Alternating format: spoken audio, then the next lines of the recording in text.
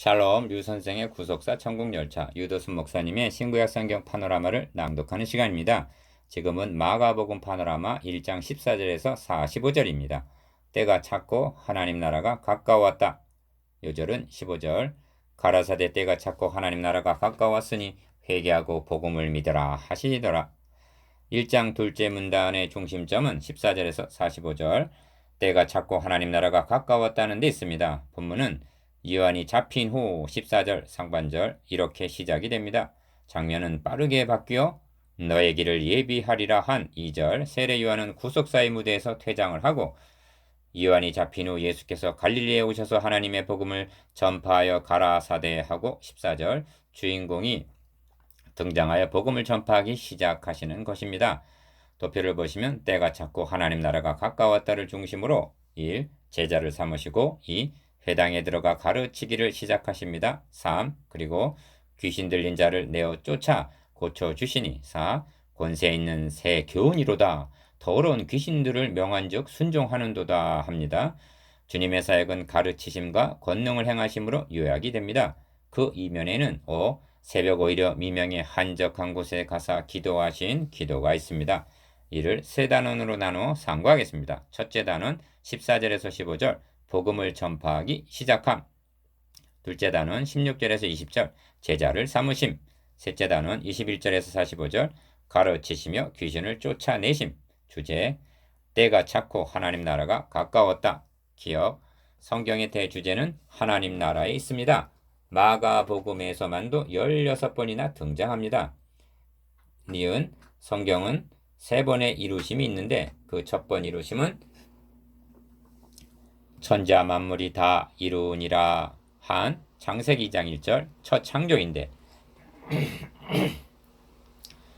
이는 창세기 3장에서 깨어지고 맙니다. 두 번째 이루심은 십자가상에서 다 이루었다 하신 요한복음 19장 30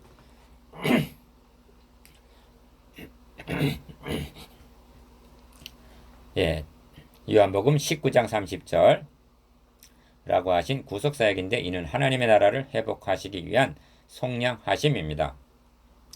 마지막 이루심은 이루었도다 나는 알파와 오메가요 처음과 나중이라 하신 계시록 21장 6절 하나님 나라 건설의 완성입니다. 디귿 때가 찼다라는 말은 기약이 이르렀다는 뜻입니다.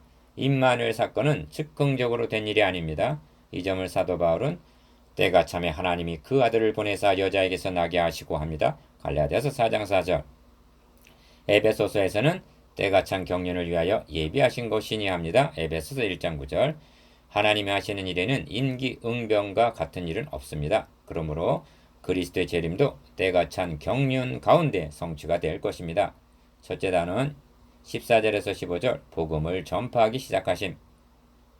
기억 요한이 잡힌 후 14절 상반절 이는 구속사의 한 획을 긋는 분기점입니다.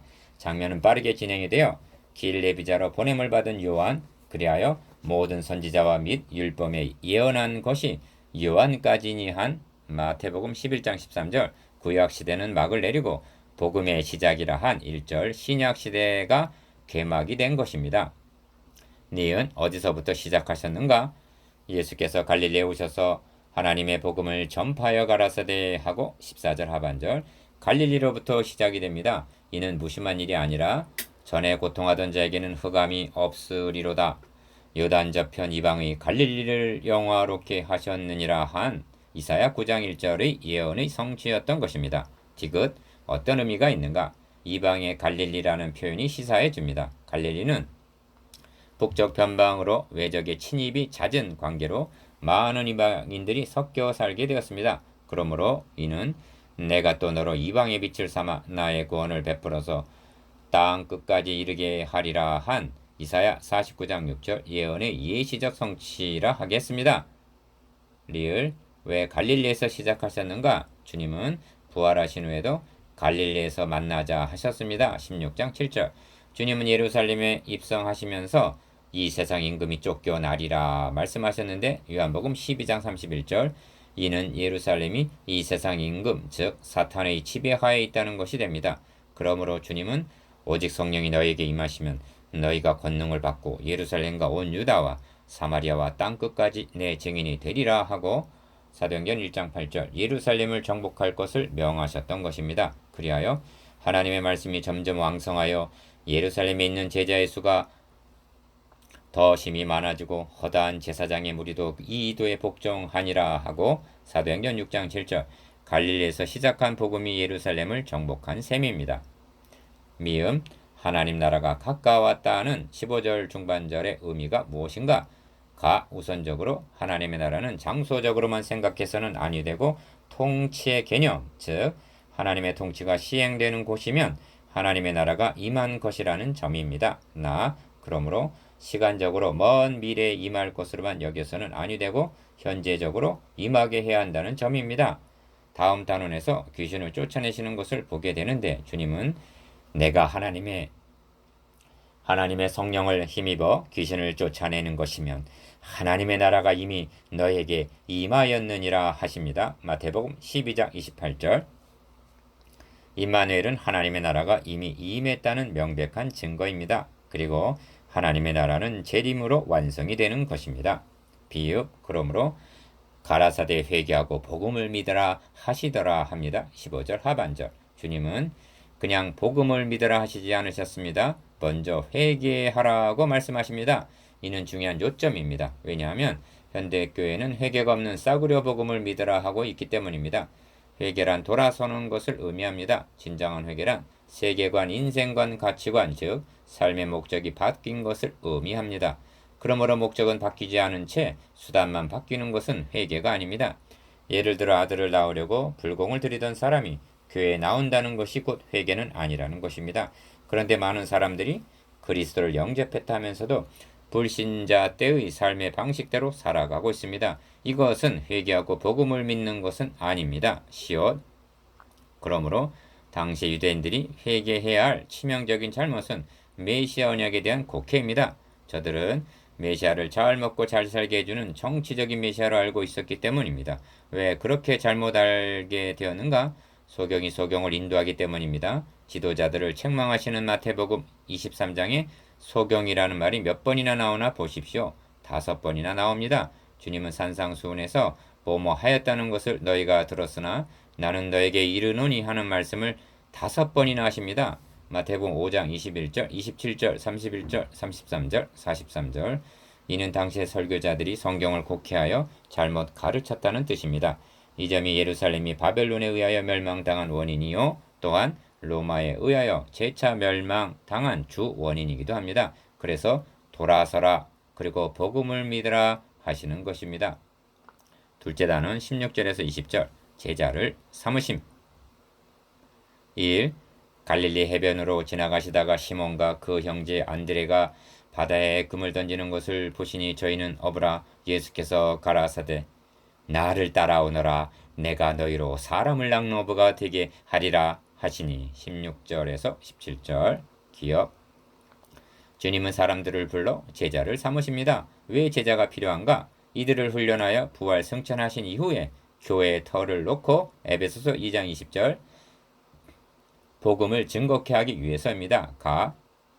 갈릴리 해변으로 지나가시다가 시몬과 그 형제 안드레를 부르시고 조금 더 가시다가 세베대 아들 야고보와 그 형제 요한을 보시니 저희도 배에 있어 그물을 깁는데 곧 부르시니 하고 19절 간략하게 소개하고 있는데 누가복음에 의하면 주님은 시몬의 배에 올라 모여든 무리들을 가르치십니다. 그리고 깊은 데로 가서 그물을 내려 고기를 잡으라 하십니다. 시몬은 선생의 우리들이 밤이 맞도록 수고를 하였으되 얻은 것이 없지만은 말씀에 의지하여 내가 그물을 내리리이다 합니다. 그리하여 그물이 찢어지도록 고기를 잡습니다. 베드로는 고백합니다.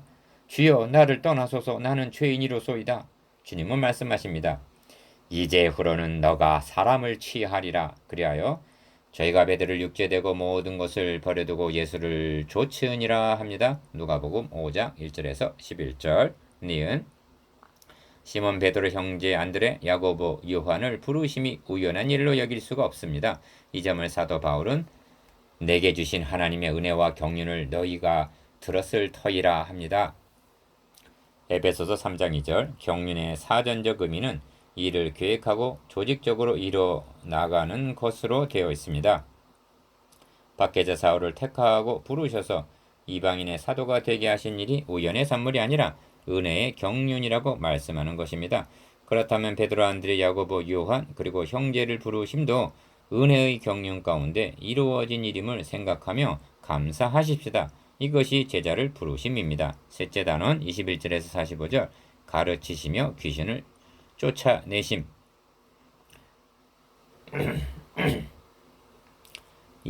저희가 가버나움에 들어가니라. 예수께서 곧 안식일에 회당에 들어가 가르치심에 무사람이 그의 교훈에 놀라니 이는 그 가르치시는 것이 권세 있는 자와 같고 서기관들과 같이 아니함일러라. 21절에서 22절 본단원의 중심점은 가르치시며 귀신을 쫓아내심에 있습니다. 기억, 먼저 가르치심입니다.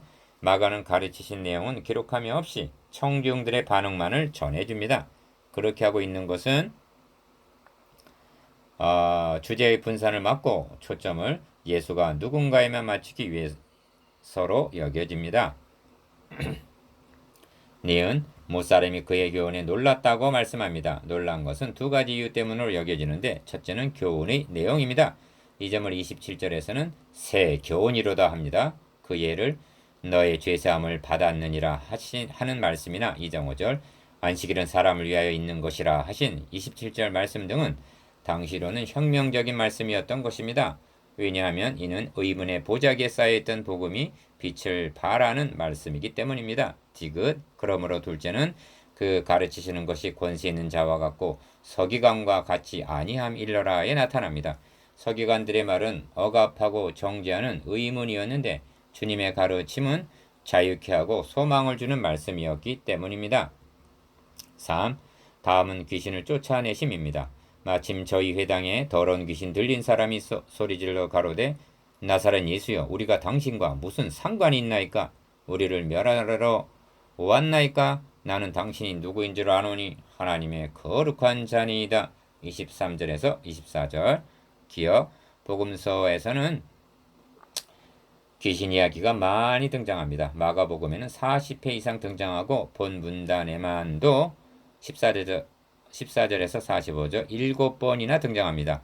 23절, 26절, 27절, 32절, 34절, 34절, 39절 왜 이렇게 자주 등장하는가?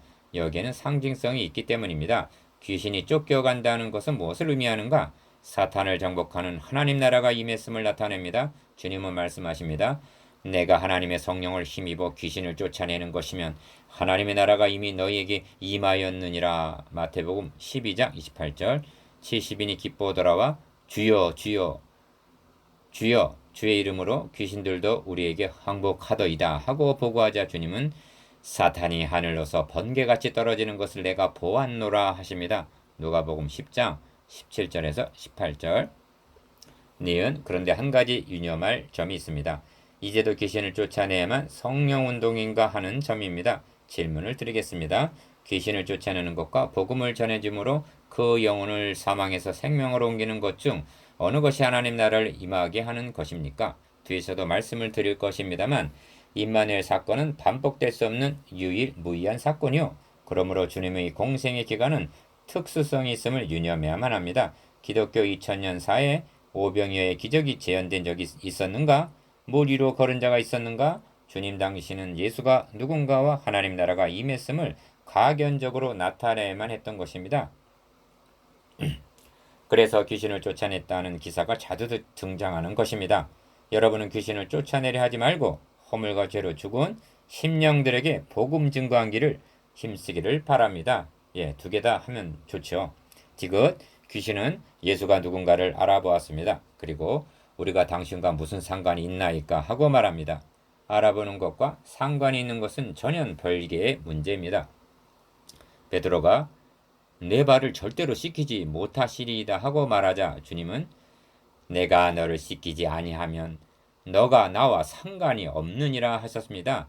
요한복음 13장 8절 그리스도와 상관이 있게 되는 것은 오직 인자의 살을 먹고 피를 마시는 요한복음 6장 53절 복음을 통해서 뿐입니다. 리을 멸하러 왔나이까 하고 말합니다. 사탄은 자신이 여자의 후손에 의하여 머리가 상하게 될 것을 창세기 3장 15절에서 이미 선고를 받은 자입니다. 예수께서 꾸짖어 가라사대 잠잠하고 그 사람에게서 나오라 하시니 더러운 귀신이 그 사람으로 경련을 일으키게 하고 큰 소리를 지르며 나오는지라. 25절에서 26절. 4. 다 놀라 서러움으로 가로되 이는 어찌 미뇨 권세 있는 새 교훈이로다. 더러운 귀신들을 명한즉 순종하는도다 하더라. 27절. 기억 30절에서는 시몬의 장로의 열병을 고치시고 니은 40절에서 45절까지에는 문둥병자를 고쳐주신 기사가 나옵니다. 예수께서 민망히 여기사 손을 내밀어 저에게 대시며 가라사대 내가 원하노니 깨끗함을 받으라 하신대 곧 문둥병이 그 사람에게서 떠나가고 깨끗하여 진지라. 41절에서 42절. 제사장이나 서기관이 문둥병자에게 손을 대는 것을 본 적이 있단 말인가? 디귿 귀신은 내어 쫓으시고 문둥병은 깨끗함을 받으라 하셨습니다. 문둥병에 대한 레이기의 규례에는 죄의 특성이 그대로 나타납니다. 잠복 기간이 길고 분별하기가 어렵고 일단 나타나면 그 결과가 비참하고 가족과 분리를 시킵니다. 그래서 나았다 하지 않고 깨끗하여졌다 하는 것입니다. 5. 새벽 오이려 미명에 예수께서 일어나 나가 한적한 곳으로 가사 거기서 기도하시더니. 35절. 기억 본 단원에는 새벽 오이려 미명에와 35절 저물어 해질 때가 나옵니다. 32절. 주님은 새벽 미명으로부터 저물어 해질 때까지 가르치시며 권능을 행하시는 사역을 쉬지 않고 하셨습니다. 니은 그 이면에 새벽 오이려 미명에 한적한 곳으로 가사 거기서 기도하시더니 하는 모습을 대한다는 것은 우리에게 큰 감동이요 도전이 됩니다. 6. 1장의 총정리. 기억 구약시대가 지나가고 하나님의 아들 예수 그리스도의 복음의 시작이라 합니다. 1절. 니은 길예비자가 새로운 시대의 개막을 알리고 디귿 주인공 예수가 등장하여 성령의 임하심과 하나님의 공인을 받으심으로 공생애는 시작이 되는데 리을 마귀의 시험을 이기시고 귀신을 내어 쫓으시며 제자를 부르십니다. 이 미음 이는 곧 때가 찼고 하나님 나라가 도래했다는 증거요. 비읍 그러므로 회개하고 복음을 믿으라 합니다. 15절. 7. 묵상해 보겠습니다. 기억 때가 찬 하나님의 경륜에 대해서 니은 어떤 자들을 제자 삼으셨는가에 대해서 디귿 귀신을 쫓아내심에 대한 구속사적 상징성에 대해서